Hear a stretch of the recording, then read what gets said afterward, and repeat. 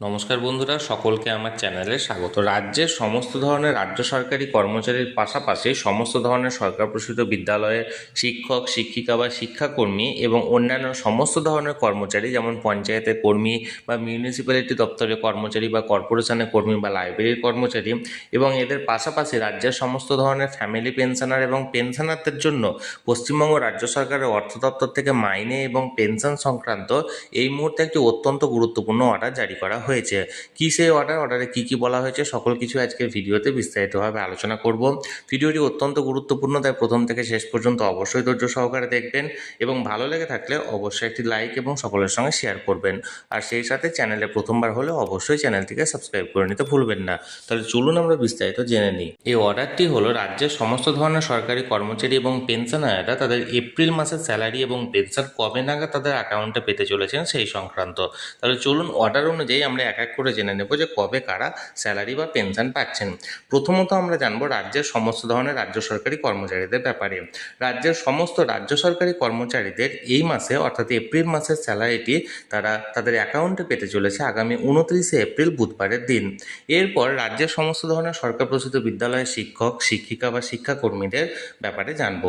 রাজ্যের সমস্ত ধরনের সরকার প্রসূত বিদ্যালয়ের শিক্ষক, শিক্ষিকা বা শিক্ষাকর্মীরা ঠিক তার একদিন পর অর্থাৎ 30শে এপ্রিল বৃহস্পতিবারের দিন তাদের অ্যাকাউন্টে পেতে চলেছে তাদের এপ্রিল মাসের স্যালারিটি। এবার রাজ্যের যে সমস্ত অন্যান্য দপ্তরের কর্মচারীরা আছেন, যেমন গ্রন্থাগারিক বা লাইব্রেরি কর্মচারী বা মিউনিসিপ্যালিটি বা কর্পোরেশনের কর্মী বা পঞ্চায়েতের কর্মী, তারা ঠিক ওই একই দিনে অর্থাৎ 30শে এপ্রিল বৃহস্পতিবারের দিন তারা তাদের অ্যাকাউন্টে এই এপ্রিল মাসের স্যালারিটি পেতে চলেছে। এরপর রাজ্যের যে সমস্ত পেনশনার বা ফ্যামিলি পেনশনাররা আছেন, তারা ঠিক তার দুদিন পর অর্থাৎ 2রা মে শনিবারের দিন তাদের অ্যাকাউন্টে পেতে চলেছেন তাদের এপ্রিল মাসের পেনশন বা ফ্যামিলি পেনশন। 2রা মে পাওয়ার কারণটা হচ্ছে 1লা মে দিবসের ছুটি থাকার জন্য ওই দিন সমস্ত কিছু বন্ধ থাকছে এবং 2রা মে তারা অ্যাকাউন্টে পেয়ে যাবে। এরপর রাজ্যের যে সমস্ত কন্ট্রাকচুয়াল কর্মচারীরা আছেন বা এর পাশাপাশি প্যারা টিচার বা এসএসকে বা এমএসকে বিদ্যালয়ের শিক্ষক, শিক্ষিকারা, এরা ওই একই দিনে অর্থাৎ 2রা মে শনিবারের দিন তাদের অ্যাকাউন্টে তাদের এপ্রিল মাসের স্যালারিটি পাচ্ছেন। এরপর রাজ্যের যে সমস্ত মানবিক প্রকল্প আছে, যেমন লক্ষ্মীর ভাণ্ডার প্রকল্প, বিধবা ভাতা বা বার্ধক্য ভাতা, এই সমস্ত প্রকল্পের উপভোক্তারা তাদের এপ্রিল মাসের টাকাটি পেতে চলেছেন আগামী 4ঠা মে থেকে 8ই মে বিভিন্ন জেলা ওয়াইজ তাদের অ্যাকাউন্টে ক্রেডিট হয়ে যাবে। তাহলে বন্ধুরা, এই অর্ডার অনুযায়ী রাজ্যের যে সমস্ত রাজ্য সরকারি কর্মচারীরা আছেন তারা 29শে এপ্রিল স্যালারি পাচ্ছেন।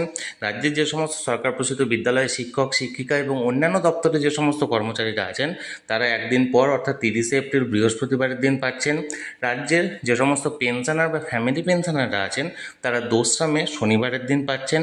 রাজ্যের যে সমস্ত প্যারা টিচার বা যে সমস্ত এসএসকে, এমএসকে বিদ্যালয়ের শিক্ষক, শিক্ষিকা বা যে সমস্ত কন্ট্রাকচুয়াল দপ্তরের কর্মচারীরা আছেন তারা পাচ্ছেন 2রা মে, এবং রাজ্যের যে সমস্ত মানবিক প্রকল্পের উপভোক্তারা আছেন তারা আগামী 4ঠা মে থেকে 8ই মের মধ্যে পেয়ে যাবেন তাদের এপ্রিল মাসের টাকাটি। তাহলে বন্ধুরা, এখানে যে অর্ডারটি জারি করা হয়েছিল সেটি সরাসরি আমি আপনাদের সঙ্গে শেয়ার করলাম। এই ব্যাপারে যদি কোনো কিছু বলার থাকে বা কোনো প্রশ্ন থাকে অবশ্যই কমেন্ট করুন। আর এই ভিডিওটি ভালো লেগে থাকলে অবশ্যই একটি লাইক করুন এবং সকলের সঙ্গে শেয়ার করুন।